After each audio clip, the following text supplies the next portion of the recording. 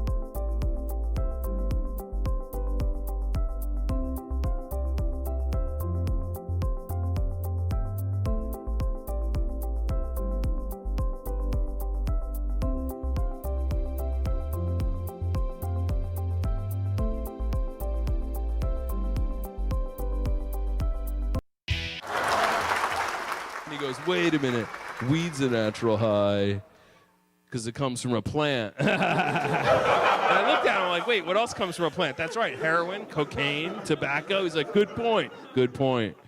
And he sat down.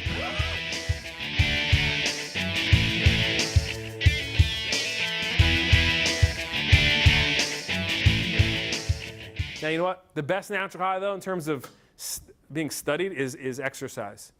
Who here loves to run? Any runners in the room? 3 people? Who here hates running? Everybody else? All right. Okay. Here's something you should know about exercise. After 30 minutes of any exercise that gets your heart rate up, could be cycling, could be swimming, could be running, your brain releases chemicals. Do you know what they're called? Endorphins. Nice. One of those endorphins is a funny name, though. Anandamide gets released when you exercise for about 30 minutes or more. It improves your mood and improves your memory.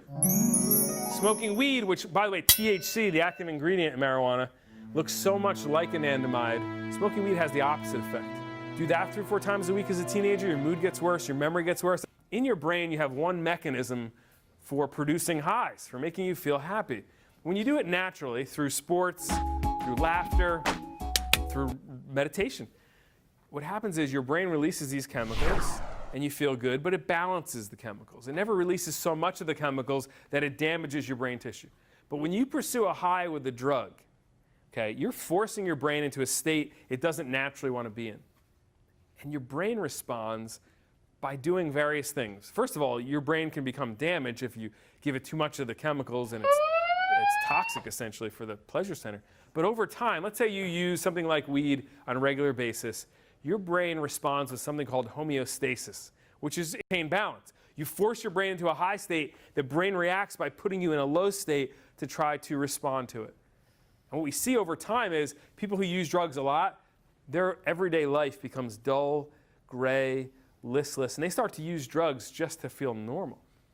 So you have a choice. You get to choose in your life how you're going to get a high. And this is the time in your life when it's so important. It's as important as choosing what kind of food are you going to eat. Are you going to pursue fast food that's unhealthy for you, that you know is going to lead to some pretty negative health outcomes? Or do you choose slow food, more fresh, unprocessed foods if you can get your hands on them? What's your choice going to be? My name is Matt Bellis, and my natural high is surfing. Although today, can't do it. Broke my finger biking of all things. But you know what? I have lots of natural highs. Whether it's eating a great meal, cooking, gardening, laughing, telling jokes, it's all good. I'm in pursuit of natural highs. That's my mission in life.